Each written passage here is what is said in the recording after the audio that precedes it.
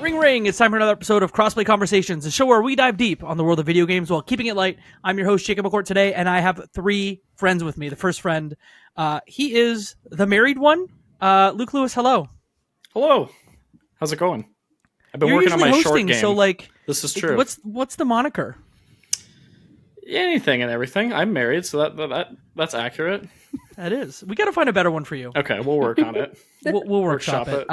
And then our friend Joseph Hooper is not here today. I believe he's consumed by Hades 2 and Hollow Knight Silksong, maybe just Silksong. But we have two lovely, lovely guests back for the second time on the show. Kate Hunter, hello. Hi, thank you for having me. I'm honored to be back. Luke, congratulations on the wedding. Thank you. And it's great to see all three of you. Thanks so much. Woo-woo. And Travis, I don't know the answer to this question, so you'll have to indulge me. I think you've been on this program before, but if you haven't, please yell at me. Travis Colenutt, hello. Hello. I don't think I have, actually. Hey, look at that. Yeah, we do so many podcasts together. I know. But we've never done this before. We've done all the other ones, but not literally. this one. So But what I'd great love to y'all have to you. do, before we dive in, we've got a bunch of short, fun indie games to talk about today. I'd love for our two guests to introduce themselves, just for folks who don't know them, and then I have a small icebreaker for y'all before we start talking about Anne Roger, Dark Queen of Mortholme, Many Nights a Whisper, Henry Halfhead, and No, I'm Not a Human. Kate, let's start with you. Tell us about yourself and what you do. Sure. So my name's Kate Hunter, also go by Katerblossom. I guess I'll say I'm a short king who loves short games. Feels applicable for the sode. Hell yeah. Hell yeah. But I co-host No Small Games, which is an indie game recap and review podcast, which is co-founded and co-produced by myself and Emily Merritt. We met on Twitch in 2021, and now we have a show together. We have indie game reviews and articles on our website, nosmallgames.com.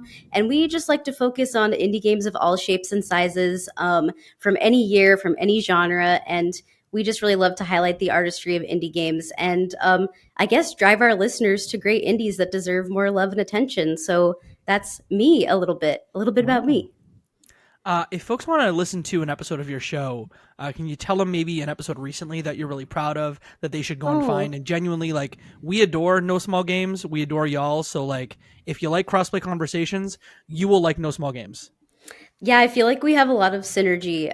But we just recently actually published our Many Nights a Whisper episode. So I would recommend that one. We had a great time discussing it. And also Jacob has been on our show before talking about some indie games that came out when I want to say that was in March of this year. So yeah, thanks for having me and hope you'll check out my show. Thanks for being here today. Travis, Oh, boy. you've not been on the show before. You've been on a bunch of podcasts. Tell us about yourself. Yeah. Usually you do the pitching when I'm ever on an episode of something. You want me to pitch you for you? With that? Yeah, no. So I am one of the co-hosts of the Left Behind Game Club. I honestly joined because Jacob's a really good friend of mine, and it was just a lot of fun to be able to kind of dive into the backlog and do kind of a book club style podcast with other friends and meeting a lot of great people and playing a lot of games that either were overlooked or at least are trying to give them another light, seeing them in a more modern day setting, right? I guest on a bunch of stuff too. Occasionally here, there, it doesn't matter. We had our final season of Cutscenes, which was a video game movie podcast with Jacob and a friend of all of these shows, Katie Lesperance. Yeah, so it's just fun. I'm just, I kind of just pop up in different places. Yeah. And if folks want to listen to an episode, maybe the Indica show that we recently did. That's a good one. I loved the Indica episode. That was, I think it was at the beginning of this year. Was when that came out. Yeah, I love that. Our 200th episode of Left Behind just came out last month, and so that was a big one, and everyone got to be on that, and that was a lot of fun. And I think, well, I mean, if we're talking about like indie games, I am going to be on the greatest story ever played, talking about Into the Breach. Nice. So that's coming out in like, I think a month or so.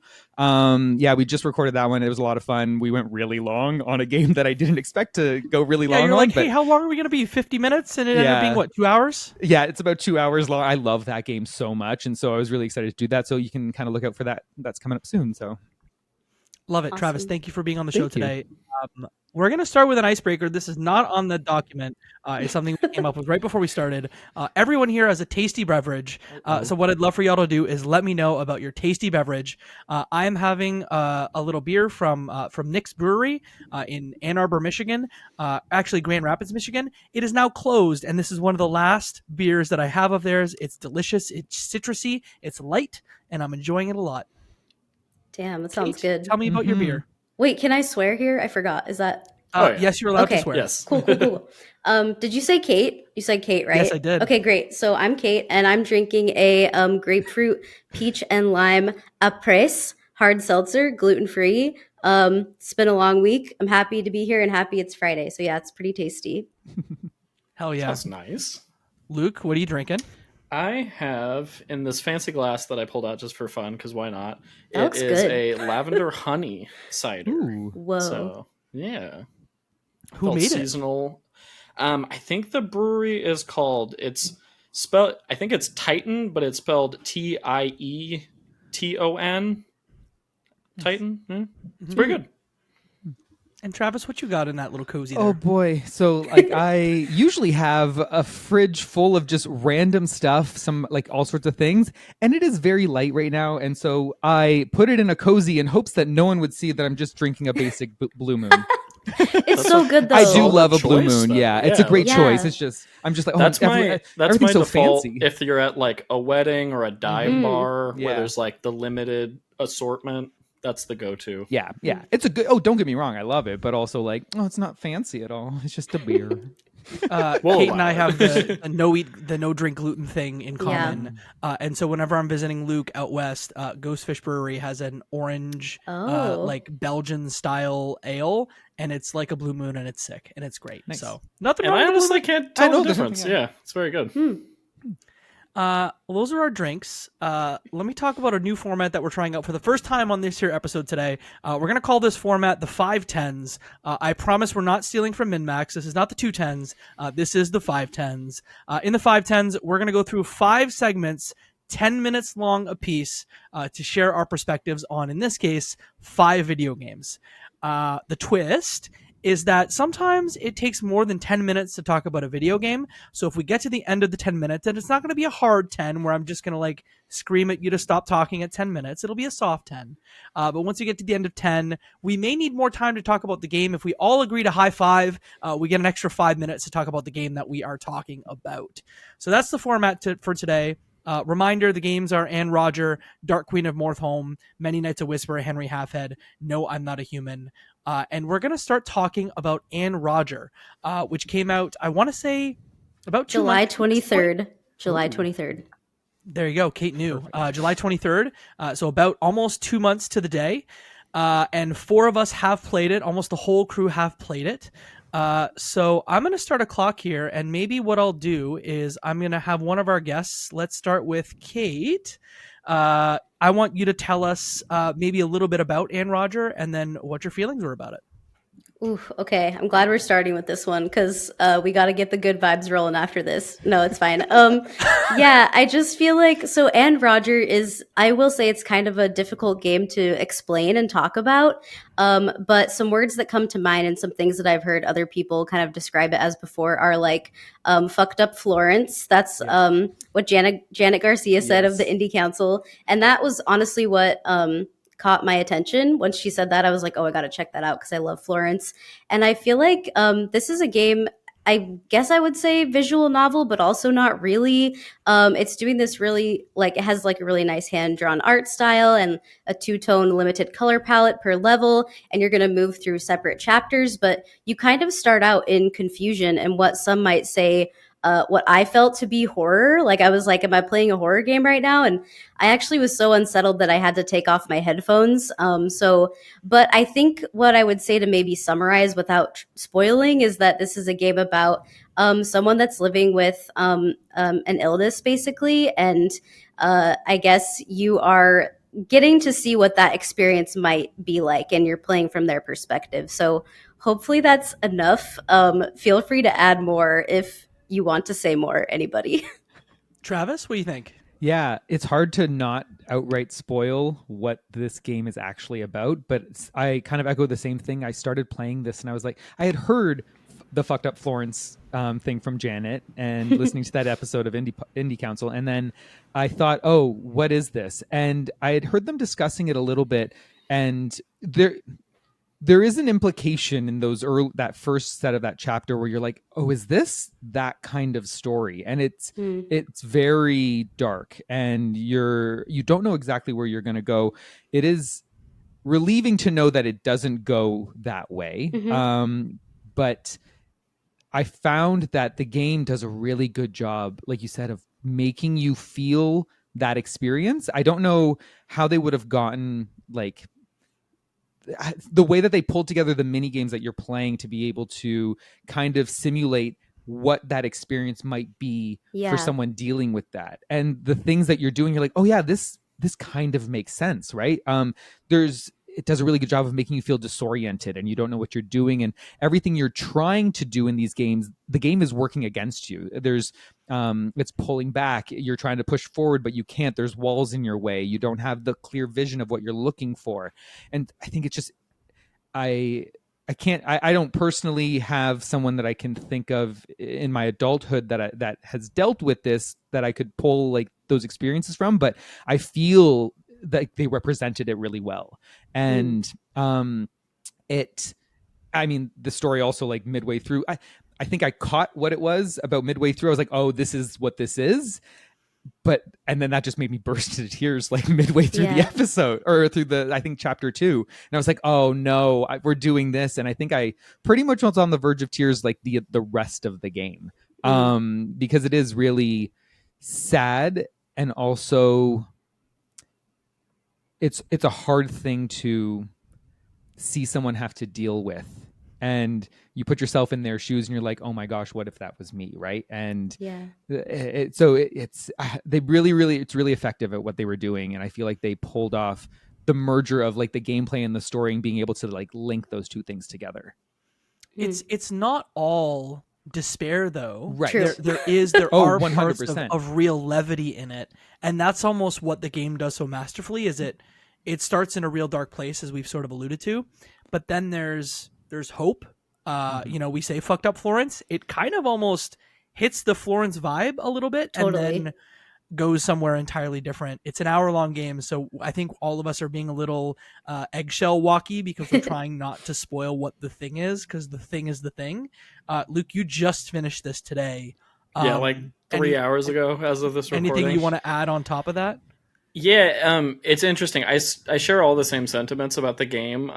This was one that I've had people hyping up to me for months. Like, I feel like of anyone on our podcast, I'm like I love a short game. Oftentimes that's like my favorite game experience of the year, or things I think about long after the fact, even though like in terms of time commitment, so much lower than say like a 50-hour RPG, but I find myself thinking about these types of games for significantly longer. But the fucked up Florence thing is interesting, because when I heard it discussed, I just heard Florence. I didn't hear the fucked up part. So when I started, I was like, oh my God, this is not what I started it like an hour before I was planning to go to bed. I was like, oh, I've heard it's an hour. I'll just knock this out real quick before bed. And I started it, and I had to stop like 15 minutes in, because I was just like, I'm going to go to sleep after this. I got to like calm down. Yeah. So I ended up playing it in 2 chunks. But I think once I saw the entire experience through, I was really impressed at this dichotomy the game has with, once again, without spoiling anything, but just like the level of frustration and disorientation I felt. But then just to see the full story arc and understand the game as a whole, I think it's really special and really beautiful in its own fucked up way. But yeah, I was surprised at how frustrated I felt in certain instances with the gameplay, where I was like, I don't feel like I understand what's happening right now, but that's like kind of the point. And you can almost go back to it and play it a second time. We've not explicitly said what the gameplay is of it. It's relatively gameplay light. Kate, I don't know if you want to just jump in and talk a little bit about like, what you actually do. Yeah, so it's kind of confusing, because I feel like once you feel like you understand what's going on, they kind of pull you back and they're like, no, like you still don't got it. But Yeah, so there will be, you're kind of like doing tasks as if, like everyday life tasks, as if you are this person. So like things that we would deem, or that some people might deem as really simple, from like brushing your teeth, washing your hands, putting clothes away. But the game is presenting these tasks to you to do, as if you were this person who is kind of struggling, right? So that's going to translate to the gameplay mechanics as frustrating. And you think like, oh, if I click this, this will surely happen, but it doesn't. And like that is all, I think expertly designed. So yeah, it's kind of like mini games, but there's even like a section in the first chapter where you're doing a little bit of stealth. So there's some stealth, there's some like basic daily chores that are translated into these mini games, and yeah, there's some cooking and some stirring. There are just a lot of like I would say daily activities that you're going to be doing. Art style, music, I think are characters in their own right. Travis, do you want to maybe talk a little bit about the presentation of this one? Yeah, like I love the fact that they use such limited colors. I think it's really effective at like you can tell where the two main characters are kind of meeting at certain points, and then sometimes when I think it's they even like the beginning, it's dark, it's black, and then it shifts over to that second chapter and it's light and it's airy, and it uses those oranges and that teal, and they mix together really well, and you're playing. I love the light, a game, like one of the spoiler for one of the games, but you're navigating a conversation very Florence-esque, where you're navigating a conversation between the two of them, and you're having to kind of meet in a kind of a maze-like path, and trying to, okay, this person is saying this, they're moving one way, this person's saying this the other way, and the way that it kind of pulls all the color and the story and the music, it all kind of really works together to give that. Every game feels like really well done. Nothing ever feels like you're just doing something for the sake of doing something. Everything feels like it's got intention, and everything feels like you're okay. They really thought about how do we translate this into this, and they present it really, really well. Just with how they, I mean, the music's beautiful. It's I feel like it's just it adds to that level of like I'm gonna cry every single when I'm listening to it, or you know what I mean? Like they really did bring it all together to just kind of give you a full package of like playing with your emotions a bit. I'm curious how everyone played, because a lot of the actual mechanics of it are, there's like almost a little rondelle or a small puck that you're moving around for a lot of the gameplay elements. And I played it on Switch, and after playing it on Switch, I think maybe I'd recommend playing it on PC rather than playing it on a Switch. Did anyone here play it on PC? And if so, how did you feel about it? Luke, you did. I did mouse and keyboard. I thought it worked well for what this game was, especially in the sections where you're like really maneuvering objects around and kind of trying to parse through things. I thought it worked nicely. I think on the Steam Deck it was a little bit frustrating, honestly. I wish I would have played with the mouse and keyboard. I wonder if you can use touch screen at all. I think I did at one point. I feel like I did. Okay. Because I feel like that would help at least kind of that part of it, maybe. But I'll ask the question to everyone. We're somehow almost already at 10 minutes. So given that everyone here has played this one, I want to ask, do we want to spend 5 minutes and talk about the story in sort of a spoilery way? If everyone agrees. I'd be down. Yeah, and use our high I think five that would for be that. cathartic after going through that journey. Poor Luke just finished this. I'm going to ask that everyone high five their camera. All right, we're high fiving, and we're going to go 5 more minutes into the fucked up part of this fucked up Florence. Luke, you played it most recently. You just finished it. So I'd love to start with you and say, did you cry? How did you feel? Yes, cried multiple times. I have family members that have dealt with similar illness, so that hit in a way that I was not prepared for. And we were kind of hinting at it, but I think the gameplay progresses in a way that like the level of frustration and like visual things going on screen amps up as you're getting towards the end. And it's just like the staircase scene in particular, like kind of wrecked me. And then like when they're going through what I assume is like a long-term care facility of some sort. Like that whole sequence was just like in the wedding photo. I just got married this summer, so I'm like, oh, I'm done. Yeah. This destroyed me. But yeah, it was beautiful in the end. And like I said, the frustrations that I felt like midway through or wash away, just like understanding the whole narrative, I felt like. Kate, did it punch you in the gut? Totally, and I have similar experience to Luke where like I've cared for family members before that have experienced this, and I think that, but that being said, it's such a great I think I haven't played any games that have touched on this topic so genuinely before. And I will also say that I just have to recommend there's a podcast called the Pre-Order Bonus Podcast, and Jacob Price hosts that one, and he does indie impressions. And he had his wife on to talk about this game, who works in healthcare, and she kind of discussed the concept of caregiver burnout, which I had never heard about before. And she just brought such an interesting perspective to this game for me, and like really changed the way that I thought about it.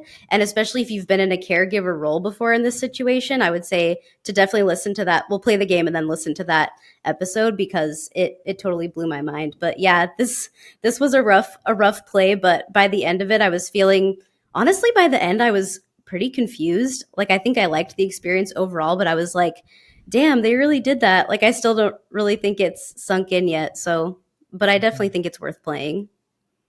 It's so Travis, powerful. Oh, sorry, I didn't mean to. No, please, Luke, go ahead. I was just going to throw up to that point, Kate. It was one that, like, at the beginning, I was like, I think I had played the first 20 minutes or so, and I was like, do I not like this? Yeah. Like, people have hyped this up so much, and I was like, I don't feel like I like this, or I'm enjoying this experience. But it is one of those games where, like, I don't know if I enjoyed every moment, but I think I enjoy, like, what it represents as a piece of art. So Totally. Yeah, you agree. enjoy the whole more than the individual parts of it. sure. And on that, I think I'd recommend, as someone who played it in 3 sittings, I was traveling and I played it in like 3 small chunks, with the last chunk being like the last 4 minutes. Oh, yeah. I think to sit and Stick with it. take it in, Yeah. play it in one sitting, because you are doing yourself a disservice if you play it over multiple sittings, because it won't hit you in the same way. I don't know, Travis, did you play it in one sitting? Yeah. I played on my Switch just in my living room. My wife was out for the night, and I played it in its entirety all at once. And literally, when she came home, I was like, "You need to give me a hug right now," because it's very much the story of like what she's dealing with, but it's also this like their story together, and like what they're both dealing with. You don't really see his part of like you were talking about, the caregiver side of it, until he has that breakdown later on, right? And it's and that's the thing. Yeah, at the end of it, I'm sad, and I'm like, oh gosh, this is but there's also like sweet moments too. Like they get to have moments too. So it is a very bittersweet ending, that you know that this is something that they're dealing with, but also, and that they had great moments together, but also this is something that they are realistically having to deal with now, right? Or I don't know to what extent, and how we don't get the specific details of when it really started and for how long, right?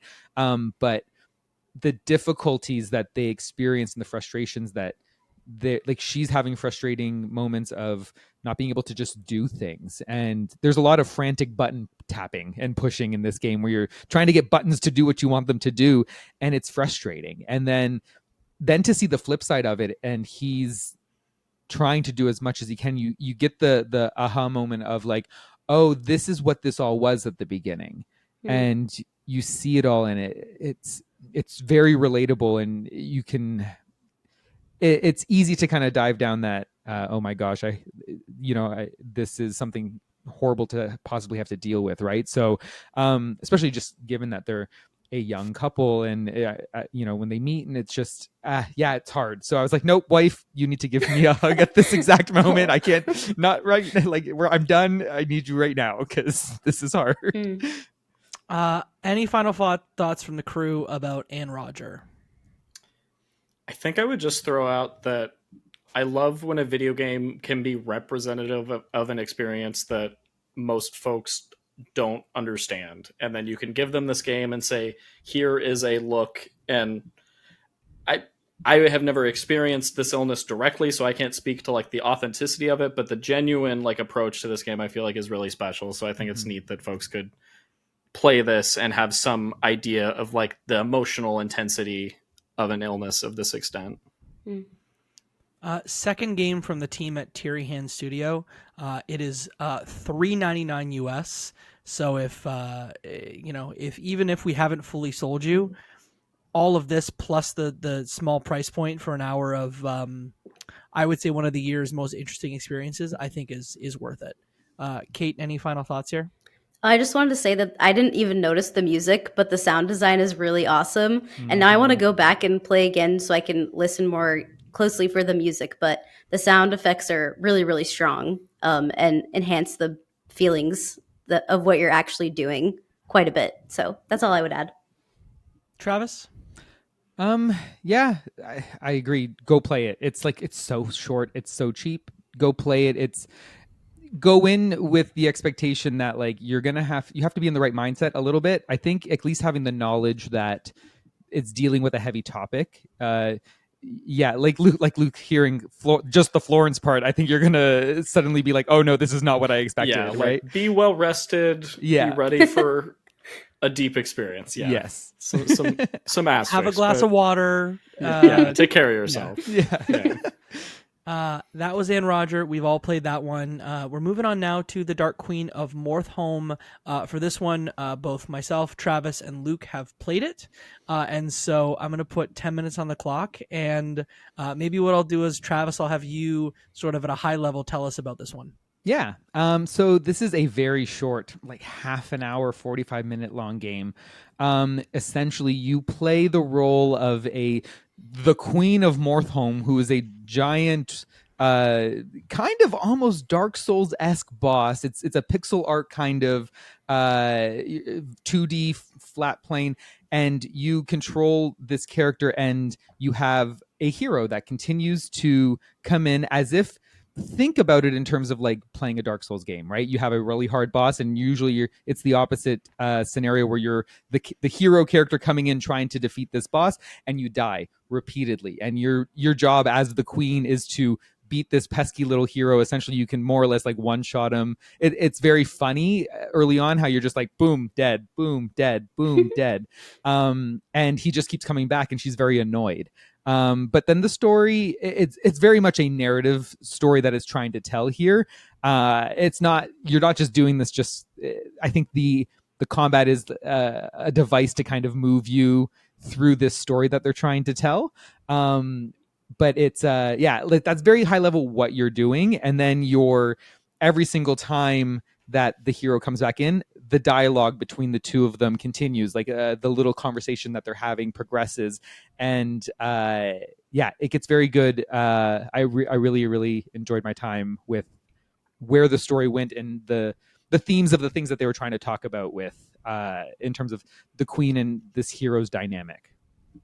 And I think it's fair to say that you don't have to be like a Souls person to play this, because it is a 2D like side scrolling, even though it is, as you mentioned, like sort of gameplay light. Yes.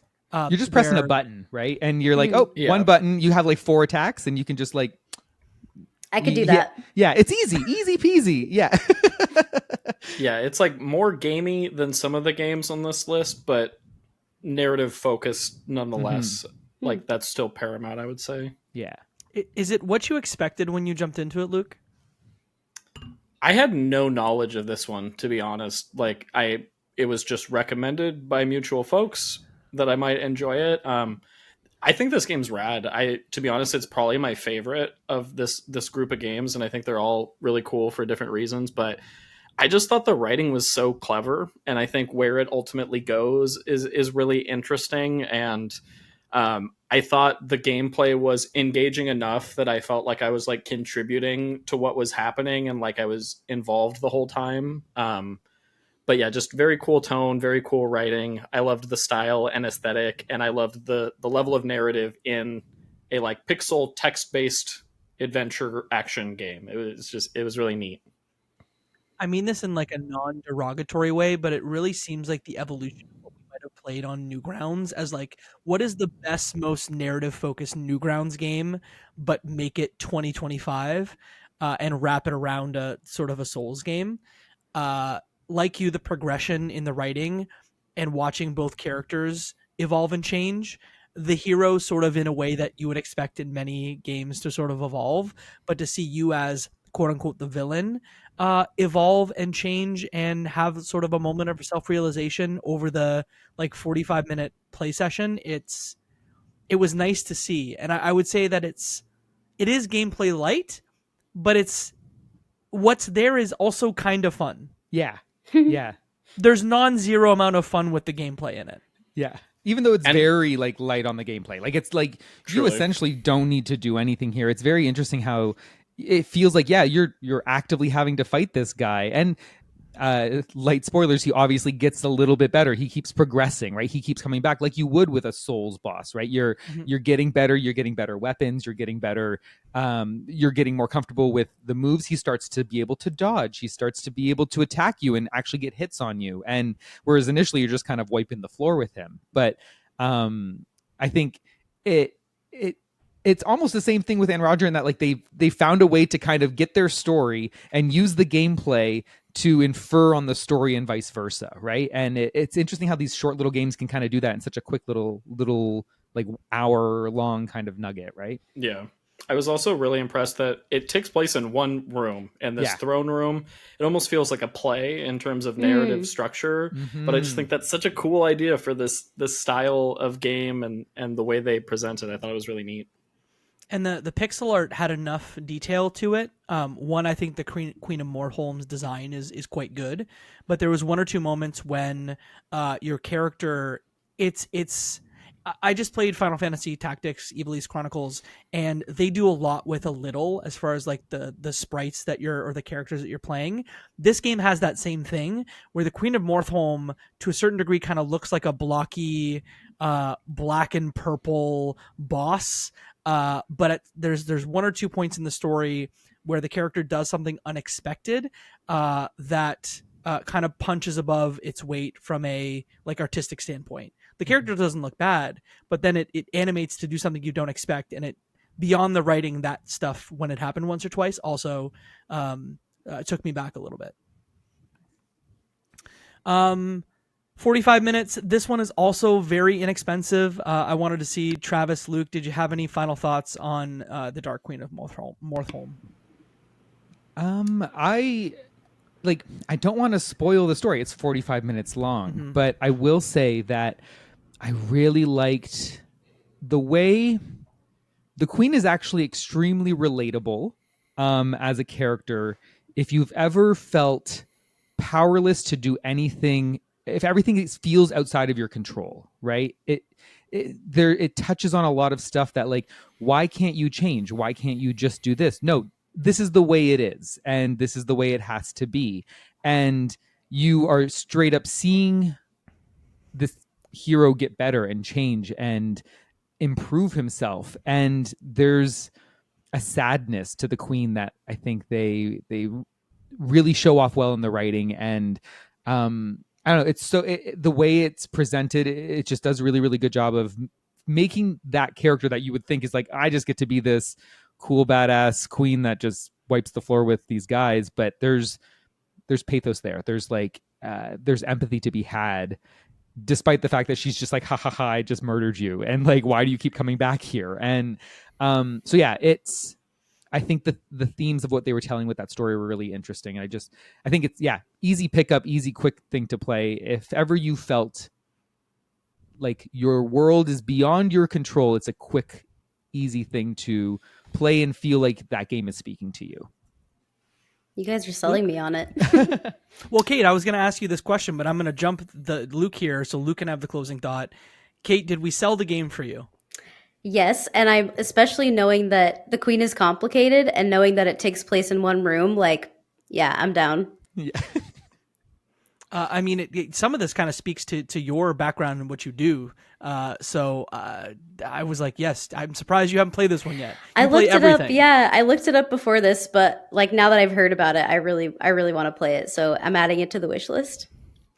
This one's also $5. So, Luke, closing thoughts on this one are yours. Closing thoughts, I'd say like best $5 on a game I've spent in a minute. Definitely worth your time. And I would say that if you look at the screenshots and stylistically, you're like, I don't know.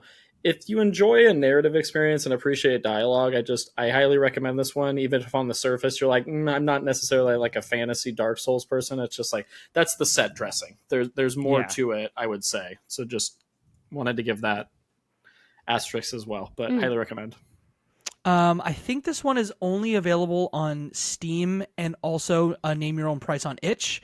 But it should run on almost anything. I know, Travis, you have an older laptop. This ran on it, right? This thing's a clunker and it worked totally fine. So there you go. The Dark Queen of Mortholme. That's our second game with a minute to spare. Let's just keep rocking here and talk about Many Nights of Whisper. Kate, I have to give you the floor first. This is one that also three of us have played. Myself, yourself, and Luke played this one. You influenced me and made me play this. I made please, you made me. So tell me, the floor is yours. What is this game all about? Well, it's like so simple and so complicated at the same time. But basically, Many Nights of Whisper, it's an archery game. But during the day, you're practicing archery, and in the evening, you are listening to the wishes of your community because you play as the dreamer, and you have to choose whether or not you're going to grant the wishes of your community. And if you make the shot at the end of the game, you get one shot. Then the wishes come true. And if you don't make the shot, then it's destruction or something. The wishes don't come true. So yeah, that's like, I guess, the upshot. But really, it's cool because this game doesn't really take place in like a specific timeline or place. Like it's very, it feels like they just created their own world here, which I really loved because there are some clues that like, oh, maybe this is like hundreds of years ago, but then they're talking about pepperoni pizza. So it's like, we don't know. They created this really special world. And I will say it's published and half developed by Deconstruct Team, which they did the Cosmic Wheel Sisterhood, which is one of my favorite games. And I think they have such a distinct style. So I was really happy to see like their same like philosophical themes, but also music and art style. Like when I saw Many Nights of Whisper, I was like, oh, that looks like the Cosmic Wheel Sisterhood. And I actually love when games do that, when they manage to like pull off such a specific style that you recognize them throughout their games. So yeah, hopefully that makes sense as to what the game is. But yeah, it's structured really beautifully where like during the day, you're practicing third person archery, shooting flaming balls into little gauntlets. And then at night, you just get to like have the most profound questions asked to you, but also kind of not at the same time. Like someone in your community will be like, we should abolish religion. And then someone else will be like, can you just like make my crush forget that I exist? And it's like, I feel both of those things. So yeah, I just feel like they're doing a lot here. So that's a lot, but it's a lot. Even questions like, hey, my parents are clearly unhappy. Can you make them happy together again? And it's clearly a child that is, or a younger person that is asking this question. So you then ask yourself, should I affect two people to make one person happy? But then there's the most silly questions that come up. And to me, it's that the game just flew by. And it's, again, another hour-ish title that is split between you practicing for this one shot, where progressively when you grant a wish, you actually cut the villager's hair off, and that hair is added to your slingshot, which then makes your slingshot throw even longer. So at the start of your training, there's no possible way that you can make it to that receptacle that's far, far away. So really, you have a couple of days to sort of understand how the slingshot works, but you only have 2 or 3 days where you can make the shot with the amount of wishes that you've granted. Maybe at least that was my playthrough. And then there's this pressure on you from your whole village. Hey, are you going to make this shot? I've played very few games like this, and I need to ask you the question at the end of this, how your game ended. But Luke, I want to see if you have any thoughts to add on.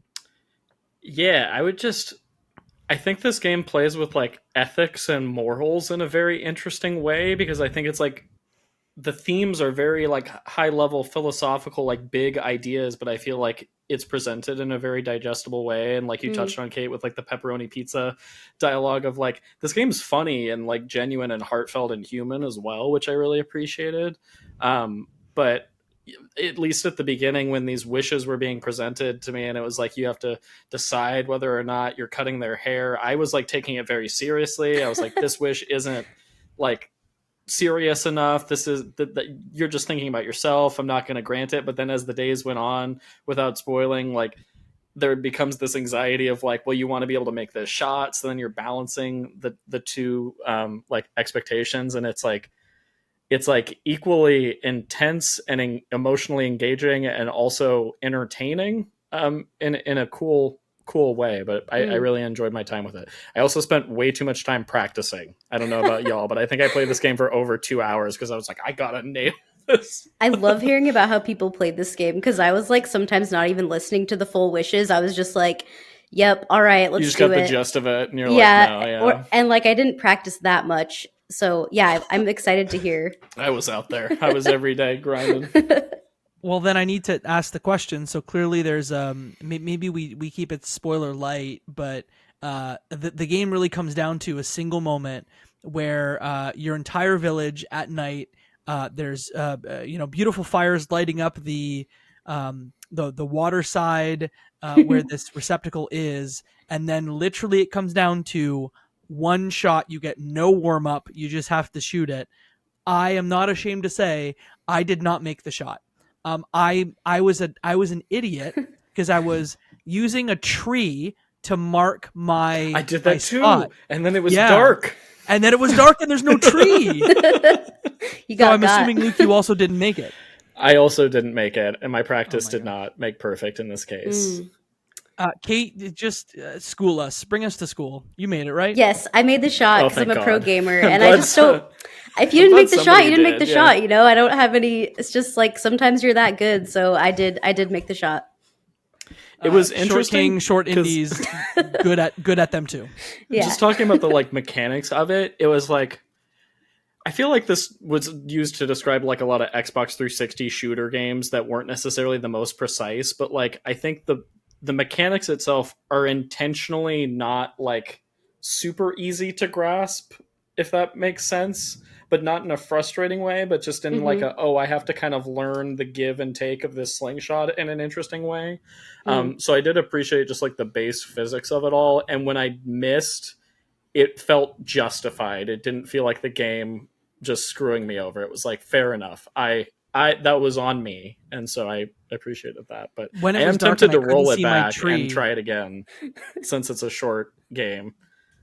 When it was I wonder if you could beat it in like under 20 minutes if you're just like, yep, no practice, and just go straight. Or if you just cut end. Everyone's hair and you're like, yes, your wish is fine, your wish is fine, your wish is fine. Yeah. But then that's a whole thing too, because then you can overshoot it, which I think is what I did in the end. So then there's this whole meta thing to that anyway, but and very also cool even game. After the hair cutting, not that there's consequence, but there's always exposition after you make certain decisions where it says, hey, you told those two parents that you were going to make them fall in love again for this child, and it doesn't hit you with, hey, that was a bad decision, but depending on your own personal ethics, you get exposition where you're like, oh, I actually, because I at that point, like that's one of the first decisions you make around the two parents of making them kind of fall for each other again. And I didn't think of it from the perspective of, oh, I'm actually affecting like two people's desire. I'm just trying to make this kid happy. So I just did it. And at the end of it, they kind of made you feel bad where they're like, hey man, you probably shouldn't like tell people or like affect people and force them to do something they don't want to do. Near the end, no spoilers, your parent comes in and is one of the people that is making a wish, and the wish that she has is deeply personal to you. And I would say that kind of wrecked me because I didn't expect that. It kind of came out of nowhere. It was woof.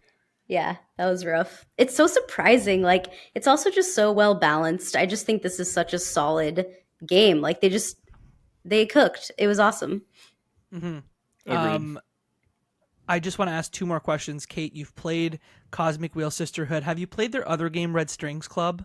No, but I have to. Now I'm just like so all in on them. And they use the same composer for all of their Oh, cool. games, who is called Fingerspit. So shout out to them, one of my favorite indie game composers out there.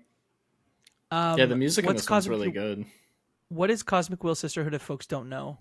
It's really interesting. It's like kind of playing with the same like philosophical ideas, and it takes lots of different turns that you wouldn't expect. And it's kind of separated through chapters. But yeah, you play as like a witch who is living in isolation.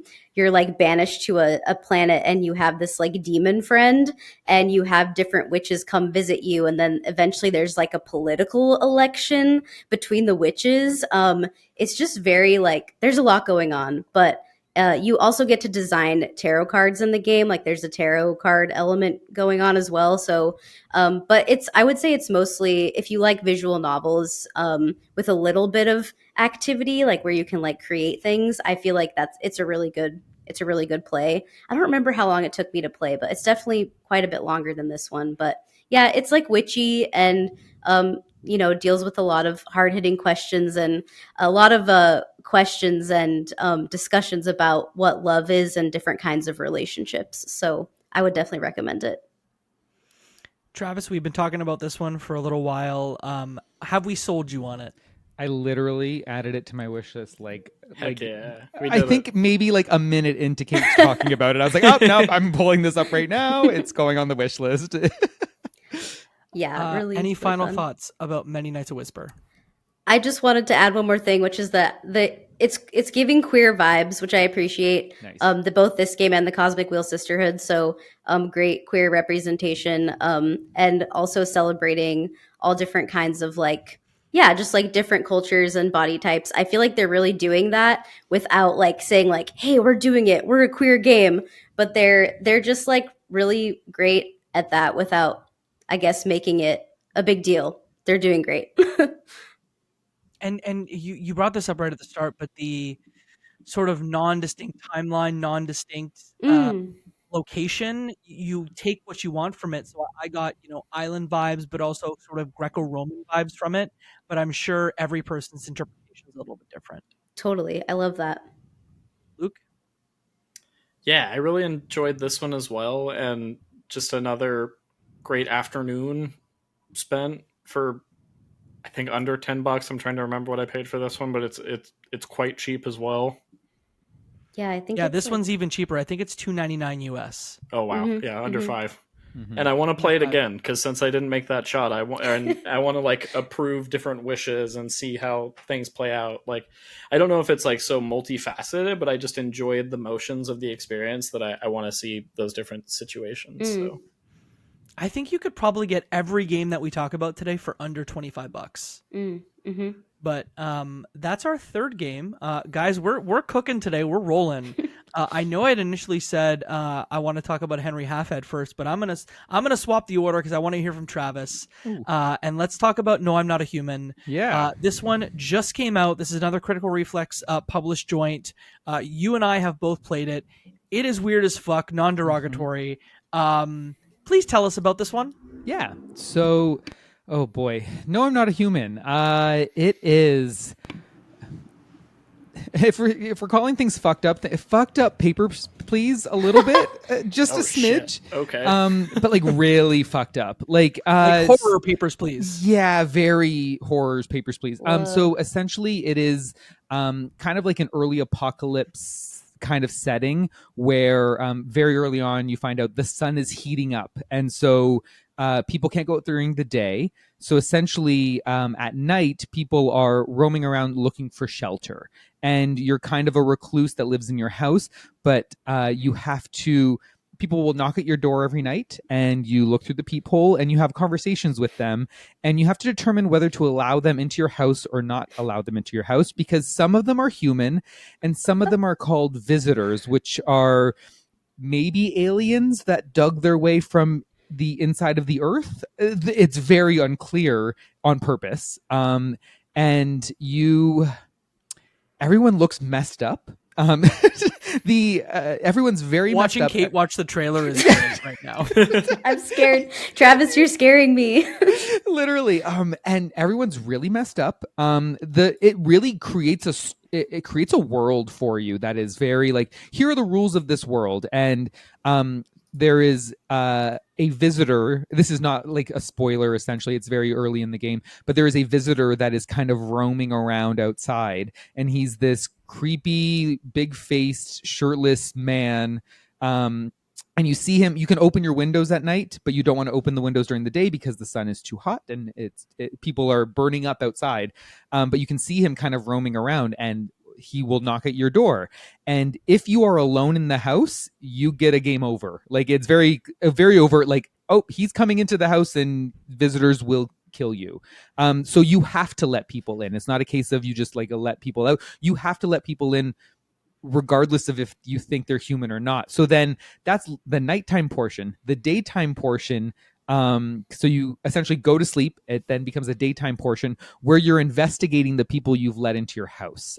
So you're walking around, you're having conversations with them, and all of the characters have little stories. They're all, it's kind of a little bit of a walking sim ishiness or like a little bit of that where you're like kind of like telling you're getting little story beats from everyone, and you're maybe collecting items, but it's very much a walking around and talking to people game. And so you talk to them if they seem weird, but honestly everyone kind of seems weird. And so and the news every day will give you updates about what's going on in the outside world and gives you clues to which you need to use to figure out, are these people visitors or not? So the first clue they give you is visitors will have perfectly white teeth. So you have to ask people, show me your teeth.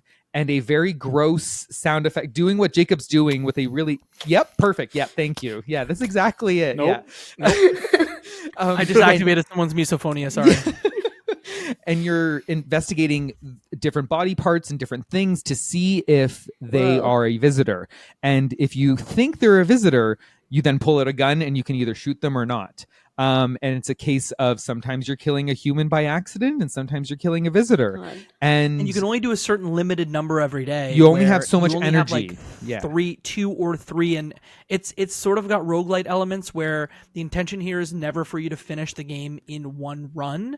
Yeah. But you only can investigate, let's say, 2 or 3 people, and you can't even ask them multiple questions. You have to ask a pointed, the news will tell you every single day a different thing that you can look for in these visitors, but it will be like, hey, you can just ask to see their teeth, or you can just ask to see their armpits, or you can just ask to see their eyeballs, or you can only take a picture of them and see what the picture output is. Right. And that's the thing. So you can only do so many things. And sometimes maybe there's a reason, like they'll say like, oh, my teeth are perfect because I just went to the dentist before all of this started. Or this guy's there's a guy that's kind of a drunk from the bar nearby and his eyes are bloodshot because he's hungover. And so you don't really know when you're trying to piece together the different things. But there's also a lot of weird layers to this game where you're dealing with, obviously it's the end of time, so you're getting cultists, you're getting weirdos that are coming to your door speaking in cryptic messages, you're getting vigilantes. FEMA is also coming to your door. FEMA is a huge part of this game. Yeah. Hey, we need to actually take, but it's like not good FEMA, it's bad FEMA, where FEMA is actually just like, hey, you need to give us a certain amount of people from your home that you suspect are visitors every day, and they might not ever come back. Yep. And then there's a vigilante out there who is kind of investigating you to wonder, hey, are you showing signs? And so you have to make sure your own body is, do you have clean, like, are your teeth clean? You can smoke a pack of cigarettes to make sure your teeth yellow before he shows up. Like, there's different layers to this game. And you can do a run. So we're talking about short games. You can do one run in about an hour and a half to 2 hours. Like especially the first one is probably closer to 2 in that you're kind of getting into the swing of things. In total, I've done 3 of the endings. I think there's maybe a total of 10 altogether. But before I get into any more thoughts, I don't know if you have anything else to add, Jacob. So I've done one run where I played through and got an ending. I don't necessarily think it is a good ending. I don't know if there let's is really just- good endings at the end of this thing. I would imagine there's one good There's ending, but probably. then the rest of them are like varying degrees of how fucked up was your death. Yeah. And so for me, without spoiling, the vigilante might have had something to say about what my teeth looked like. And so I played it for an hour, and I definitely want to go back and try again because there's even layers of, you can drink a kombucha, for example, and that kombucha allows you to save at one of the points in days. So Sounds chill. I think Nice. my run Yeah. was maybe like 10 or 11 days long, but you could have had a drink of kombucha, and you can actually like take kombucha from others to get more saves so that maybe I could get to day 7 or 8 where I know, maybe I killed someone by accident that was a human, or hey, I know there's an actual visitor that's literally killing people in my house at night, and there's nothing I can do about we it. didn't even talk about that aspect of it. So like if you have visitors in your house, you will wake up in the morning and there will be a dead body, or like essentially it kind of does the Dexter thing where like all the body parts are in garbage bags. So like There'll there's just a be bunch garbage of bags in your there's house. a bunch Consider of it. bloody garbage bags in the middle of the floor if you killed a human. And and then you're like, oh shoot, I have more visitors here than I have humans because they're ganging up and killing my humans one by one every night. So you kind of have to keep investigating in order That's to stop interesting. yeah, to A little, stop like, the humans from whodunit dying. situation. There Yeah. really is. Yeah. And it's the immersion in that first playthrough is really, really, really good. Like you don't know what's going on. You're very much like this is the beginning of the end, and you're believing, but maybe not what's happening on the news. You don't know what's supposed to go on. People come to your door and say certain things. There's very much an I can't trust it. It plays with the paranoia. It plays with it does do a lot of the like fear of the unknown and not having enough knowledge about what's going on means that anyone could be telling you the truth. And I guess it depends on which of those threads you want to pull. And if someone comes to your door saying this or that about FEMA, this or that about the visitors, you can pick or choose what you're believing, and that might lead you down a different path, right? So yeah, I really that first playthrough was really immersive, and my second one was maybe less so, only because It got more gamey, right? that's the thing. It's once you've that's if we're talking about short games, play one run of this and it's like it's a great little immersive, like you get your ending and that's your story, right? But then once you do a second playthrough of it, you've kind of peeled back the layers of like the world that they've created for you, and so it is a little bit more gamey. We're like, oh, I remember this in my first playthrough. I'm going to pull on that thread. And so I'm going to do things to kind of get me to where I think this is pointing me towards an ending, right? Like, okay, I'm going to investigate this more. And if this person tells me I need to kick this person out, I guess I'm kicking this person out. If this person tells me that they don't trust this visitor, blah, blah, blah, well, I guess that person's dying. And so you're gaming it a little bit more because the unknown layer is been eliminated a little bit, right? So I felt like my subsequent playthroughs, it felt a little bit almost like a puzzle. Like I'm lining up, okay, I know that vigilante is coming on night 10. I need to be ready with a body part that isn't going to maybe get me killed like it did before. So with that foreknowledge, you're gaming the story a little bit more. So the narrative veneer around it kind of dissipates a bit in subsequent playthroughs, but I really like the immersion of that first real playthrough where you just don't know what's happening. I just have one last thing to say, and then I'll kind of throw final thoughts. The artwork, the character art, really looks like the faces are hand drawn, or at least traced from real folks, but then just made to be messed up. I was gonna say, I hope these aren't real people, because my goodness. But it looks like based on real folks, but then they really messed up the faces, You or got they took elongated anime limbs faces and Yeah. bulging eyes. It's very, I think, designed to make you feel almost like that uncanny valley. Like this is almost human, but something is wrong, right? So, But then the teeth and the armpits and the eyes are photorealistic, and Yes. it's just Whoa. it's a vibe. We're obviously about to hit Halloween. Luke, Kate, did we sell you on No, I'm Not a It's a Human? hard sell. I'm definitely intrigued. I think this would be one that I'd like to play, but I need to be in the mindset for like if I want something spooky. I like the idea of kind of the whodunit, sussing out what's going on. I also like an unsettling experience where there's like downtime, where you're like kind of preparing to be then frightened in the night portion. So that intrigues me as well. Also, as someone who, if it's all scary all the time, that you kind of lose me. But I like the pacing. Sounds really interesting. Kate, are you a spooky girl gamer? Yes, I love scary. I love scary games, but I feel like I have very specific tastes. I'm wondering, are there jump scares in the game? That's a good question. I don't feel Not like there really. is. No. Okay. Okay. I love a More- jump scare personally. Just Yeah. but I'll I don't know. I'm very intrigued. I feel like was pretty intrigued right off the bat. So I feel like, you know what? I feel like Emily would love this game. So maybe it's like a Kate and Emily play together and discuss eventually. So yeah, I'm down. Tis the feel season, like right? It could be a good streaming game, just like not Ooh, knowing yeah. what's going to come Nice. up, right? Like to react live in that first playthrough during a stream would be very entertaining to watch someone try to like suss out and think about what they're doing, right? Like that sounds like that would be a lot of fun to watch. Cool. I'm down, This- yeah. This one is brand new. It just came out about 10 days ago, 11 days ago as of this recording. It's $14.99 US, coming from the team at Critical Reflex on the publisher side, and Trioscas as the developer. I think it's their first major title. So that one is No, I'm Not a Human. We've got one more, and let's give you the most whiplash possible, there, listener, by going from the dark despair of the horror in No, I'm Not a Human to the light Halfhead game, Henry Halfhead. This one, Kate and myself have played the full game. Luke, you played the demo that is on. I believe it's still on Steam now. Kate, how do you set up Henry Halfhead?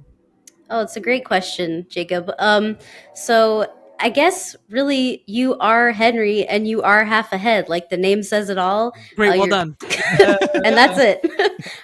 But yeah, so you're playing as Henry, who is half of a head, and you're sort of navigating each, I would say, phase of your life, like from like early childhood to adulthood and even elderly years. You're navigating each phase of your life through this like really fun like sandbox style gameplay where you're interacting with all of the objects in your environment and you are possessing them, which I love a take on like possession that's like fun and playful. Like that's a word I always associate with like scary things, but I'm like, oh no, in this game it's fun, it's good vibes. So yeah, since you're half ahead, it just makes sense that you can possess any object in your house. And you kind of like, it's really funny because once you get into the flow of like possessing items, you can kind of like jump from item to item and it almost feels like a little bit platformy, which I love platformers. So yeah, I don't know. It's really funny because when you're playing as Henry, like you're like, oh, I'm just exploring, like I'm just a kid and I'm gonna like possess this crayon and I'm gonna draw a picture. But then like the story unfolds and things get kind of deep and actually like I don't know if they get that deep, but I was thinking about it on my way to work today, thinking about the story of Henry Halfhead, and I just like started crying a little bit on my way to work today. So yeah, it's like not a lot happens other than you are just going through this half-head human's life by possessing different objects and playing and experimenting and puzzling a little bit. So that's kind of the upshot.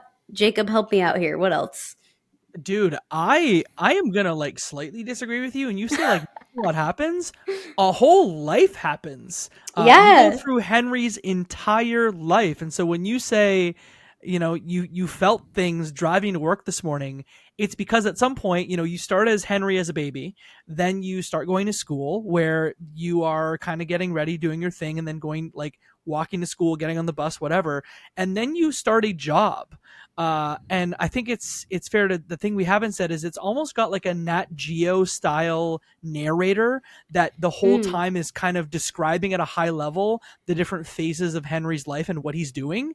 And so imagine you've got this Nat Geo style British narrator who is just talking about, you get a job where you just put boxes, you sort boxes. That is your job. And so you go from the childlike whimsy of being a baby and, you know, playing with your toys and exploring. And then you go to school, and school kind of like puts you in a box, figuratively and literally, to like do the thing. And then the job does it even more, where it puts you in an even tighter box. And then there's this like beautiful moment of levity. These, again, it's a very spoiler light, story light game. So I'm not like, revealing the prestige in Henry Halfhead, but you have this moment where you're kind of just like, hey man, like whatever, my job, who cares? I'm gonna like enjoy a day at home where I'm just gonna chill and do my own thing, and it's super light and fun, and there's this almost like a beautiful like arc where your life becomes, you get put more in a box as you get older, and then you have this moment of levity, and then you experience sort of something closer to the end of Henry's life, and then the game sort of ends. And it's I underestimated, because I just thought it was, you know, it's got the Super Mario Odyssey capture mechanic where you're jumping into things, and I kind of thought that was going to be the game where it was going to be just like figure out a puzzle by being Henry, and yeah, it will give you an objective and tell you to do a thing, but it's, and you can do that thing in a couple of different ways, but it's not wildly complicated. It's more breezy, and then you almost have to like experience the metagame to get the full bit, and it's not what I was expecting. And to be honest, until I got hit with the like adulthood monotony thing, that's kind of when it hit me. I guess that's what I mean by nothing happens, is it's just like such a great representation of like how life can go by really quickly, and we're just doing things, like we're going to school, and sometimes that's hard. And like I felt really seen when Henry was struggling at school and he couldn't do math, and like, sorry, Henry is always they them in the game, I noticed. But yeah, it was just like I felt really seen and really understood based on some of the things that Henry goes through.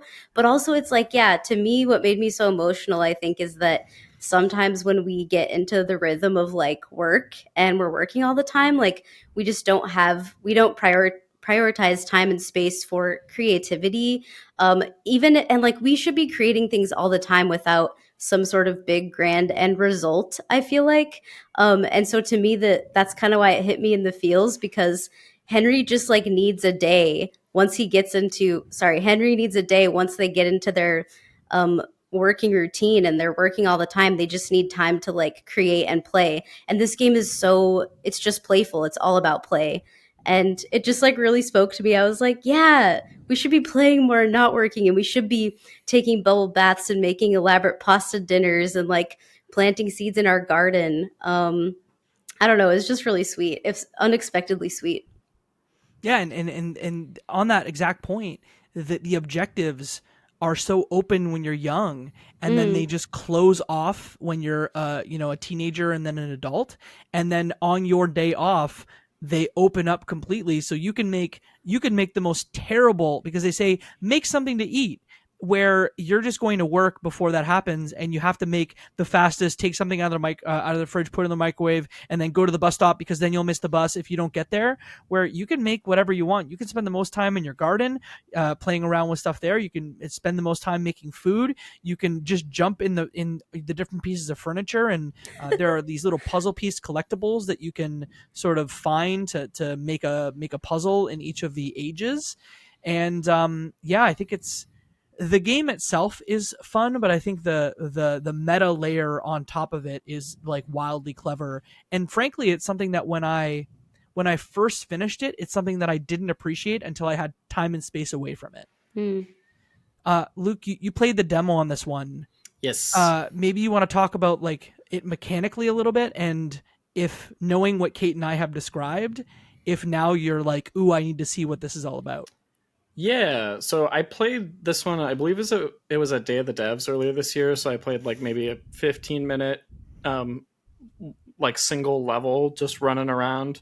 I thought it was really charming. I liked the music, I liked the color palette a lot, but I think based on what I played, I was a little bit worried about like it having like enough to keep me engaged for an extended period of time, but I think everything you're talking about, like the narrative themes and kind of how the game paces itself through Henry's life, like I think that all sounds really interesting, because I thought the game was super charming, but knowing it has kind of the sauce all the way through makes me very interested to check out the full experience. And it's only, and keep me honest about your playtime, Kate. I played this one, I think, for 2-ish hours. I don't know how much you experimented and played, maybe more based on how you reacted there. Yeah, it took, well, all of these games that we're talking about took me longer than I feel like most people. But yeah, I think I took 3 hours to play Henry Halfhead. And I was having a great time exploring. And I will say a big part of that is because when you possess an item, the mechanics of that item are very true to life. So it just like, if you become a basketball, you're going to be bouncy. And if you become a paper plane, like you're going to be able to get all the way up there and fly around. So I just loved like how true to life it felt to, I guess, use those different items and become those different items. Like, I think mechanically it just felt so smooth. And Luke, I'm really glad you mentioned the music, because I feel like it just absolutely rocks. Like, it's so good. It's really cool. Yeah, I enjoyed it a lot. I was also going to ask a question for you and Jacob, since you played the full game. Claire and I did, when we did our demo, it was co-op, so we were both running around together. Yeah. Is that the case for the full Yeah. game? Does that change up kind of the tone and vibe? How does that work? Kate, do you wanna take that? I'm glad you brought that up, because I would love to experience this co-op. I really want to try it out. I feel like it could potentially be super fun. I have a hard time like imagining exactly how it would work or what you could do together and how that might change things, but I would love to play it with somebody else, and I think it's cool that there's co-op. I think when we did our demo, it was like the playroom level. So I was like drawn on the floor as the crayon, and Claire was running around as a different, like a block flopping, like platforming around the level. So it was more just like interacting with each other's chaos, at least in that given level. But I'd be curious to see how it feels across like the full game. My understanding is it's drop out or drop in co-op at any time, so it's not something that you have to stick with. Again, Okay. I only played it single player, but my understanding Sure. is you can it's something that you can start at any point. Nice. Cool.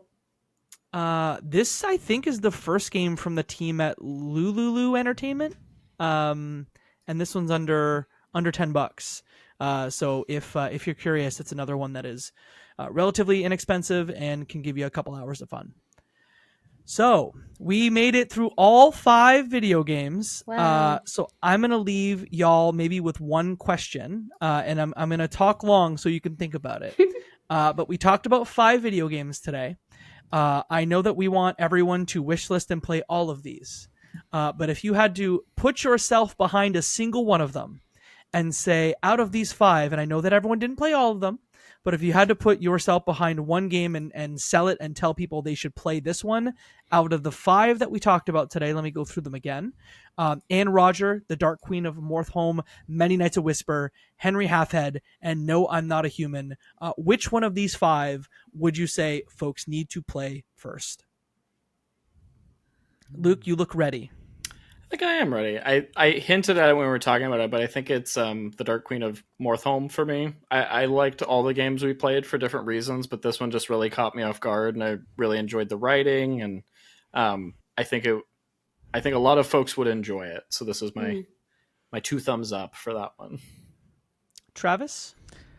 This is hard because I can't recommend No, I'm Not a Human to people, despite the fact that I think I really like it. It's probably my favorite thing that I've played out of this, just because it is very much my vibe. But I'm torn between, I think Anne Roger is just a very, very well done game. I feel like the narrative in Dark Queen of Mortholme spoke to me, like the Queen spoke to me, was more relatable of a thing for me, so I felt like an emotional connection there, whereas I just felt sad for Anne Roger just because this is a sad thing that like is happening.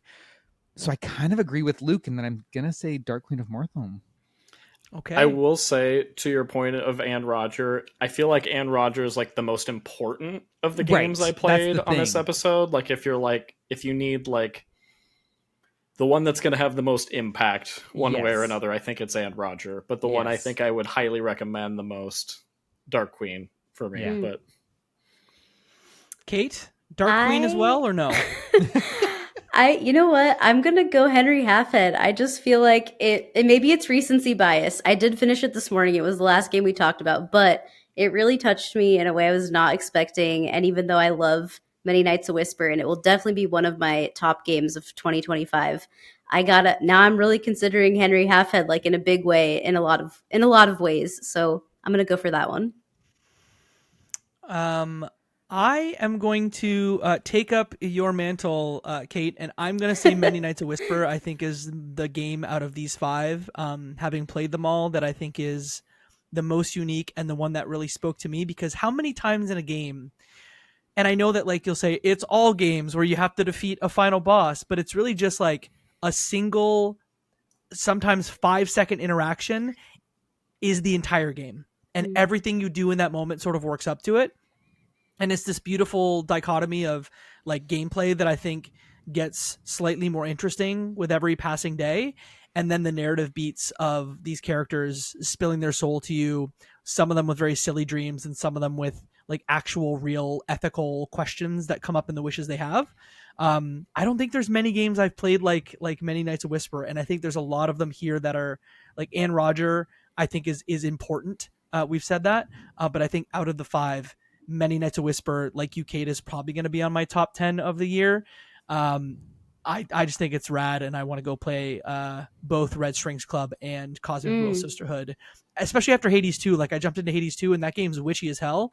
And so I think the best thing to do in October after Hades 2 is play Cosmic Will Sisterhood. Totally. I'm so happy that you liked it. Yeah, honestly, when people recommend stuff, I'm always just like, is it gonna hit with me? But this has got to be the best recommendations I've had of late. Is you recommending this game? So thank you. Of course.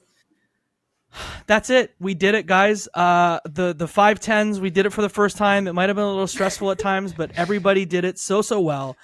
So with that, I'd love to have our two guests maybe pitch themselves again and maybe tell folks where they can be found on the internet before we close this here damn show. Let's start with Travis. Where can you be found on the internet? I am on BlueSky at traviscolenutt.bsky.social. I post sometimes when I'm feeling like I'm in the mood. I am more active in the Left Behind Game Club Discord, is kind of where I hang out a lot. So you can always check us out there. Check out our work at leftbehindgame.club. Join the Discord and come join us because it's fun over there. What are you cooking? Because I know that you're cooking a two-parter that everyone's going to be interested in. My goodness. I have been... We need to record the second portion of this, but do I just say that we've done a Clear Obscure episode, and I love that game so much. And the second, gosh, I'm putting it out into the universe, so now that we have to record the second half, but it's been a game that a couple of us have really loved, and we really wanted to talk about it into microphones. And I know it's a newer game, so it kind of almost defeats the purpose, but you know what? We can do whatever we want. So who cares? That's right. And yeah, so it's a lot of fun. It's my first time hosting an episode. So that will come out, and just don't listen to a Jacob like hosted episode before you listen to this one, simply because it's going to sound terribly. So it's going to be great. I can't wait. That's awesome. But last question. Is it indie though? Is it indie? Clear Obscure? Yeah. Yes, in that it is an independent... By definition, yes. By definition, yes. But they have a lot of money. Fair. Indie, lots of money. Yeah. Triple I? Travis. Yeah. Triple I, what does that mean? Travis, thank you for coming on the show of course. today. Thank you so much. We'll make sure and include the episodes that were referred to earlier in the show. We talked about the Indica episode of Left Behind Game Club, and then maybe the episode I was on for No Small Games. Kate will include that one too in the show notes. No Small Games, great show. Tell us about it again. Yeah, and also I should have said this earlier, but I really enjoyed the Indica episode, Travis. That was really great. I listened to that last night.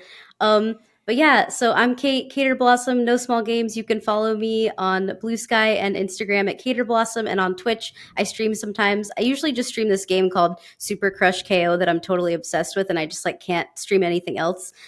So yeah, and I post a lot. I'm addicted to social media, so I just post a lot of stuff like about music that I listen to. And yeah, No Small Games is my whole heart, my whole life outside of work.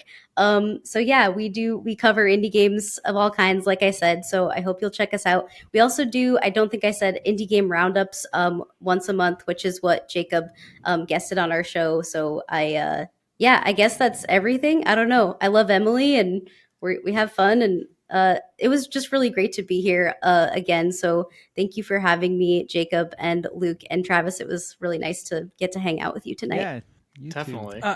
You also recently did an appearance on Geeks and Grounds with Jenny Wyndham, right? Yes, thank you, Jacob. Yeah, we played Chance of Sonar. Oh, it just all the lights turned off in my room. Great. So yeah, we did Chance of Sonar with Jenny Wyndham on Geeks and Grounds, and that was such an honor and a super hard game for me to play because I'm not great at puzzle games, but I did survive and I finished the game. So yeah, thank you for bringing that up as well. That was very fun. I saw Of that course. episode came out, and Chance of Sonar is one of my backlog game, like top of like my backlog list of games that I've really been wanting to play. And I saw that, I'm like, I can't listen to this episode now. So it's just I haven't finished it, so I'm like bookmark for later. But Yes. that game rules, so it makes me want to go back and finish, so then I can listen to the pod after. But It was fun. Luke, Awesome. people might not know where you live on the internet. Where do you live, and what have we been doing lately? So many podcasts. where I live, predominantly here these days, crossplay conversations all day, every day when I'm not working. We've been putting out a ton of episodes since I got back from honeymoon and moving and all that good stuff. We did our coverage of PAX West. You and Joseph, our co-host, went to a hands-on Xbox event in the Seattle area and played Hollow Knight on the ROG Xbox Ally and a bunch of other cool indie games on the Xbox side. You reviewed Final Fantasy Tactics on our most recent episode. I feel like I'm forgetting a million things, but bunch of cool episodes recently. We had our whole impressions of Capcom's upcoming lineup with Resident Evil and Onimusha and Pragmata. So like we do predominantly cover indies, but we've had like a slew of like interesting, cool AAA things recently that we've gotten the opportunity to do. So it's been really fun. Good times.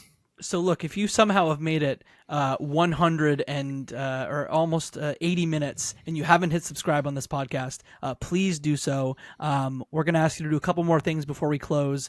You can find us on BlueSky. We're at crossplayconvos.bluesky.social. Send this podcast to a friend because that's how people hear about podcasts.